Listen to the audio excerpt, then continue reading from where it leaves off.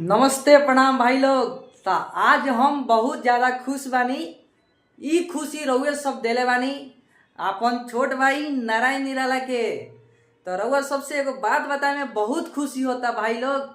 आज हमारे YouTube family 20,000 subscriber complete हो गई।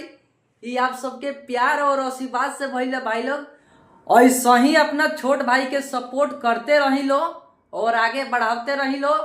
जय बिहार, जय भोजपुरी समाज। तो रउआ सबसे एगो बात बता दी, अपना भी नाम के रिंगटोन शायरी वीडियो बनवाए के चाहता नहीं और अपना गाना के प्रमोट करवाए के चाहता नहीं और अपना यूट्यूब चैनल के भी प्रमोट करवाए के चाहता नहीं, तो हमारा कमेंट बॉक्स में कमेंट करी और अपना भाई को भी सपोर्ट करी। और रउआ सबके सपोर्ट करे वाला हम बानी नारायण निराला, आप सबके छोट भाई। तो भाई लोग वीडियो यहीं पर समाप्त करता नहीं, तब तक के लिए बाय दोस्तों।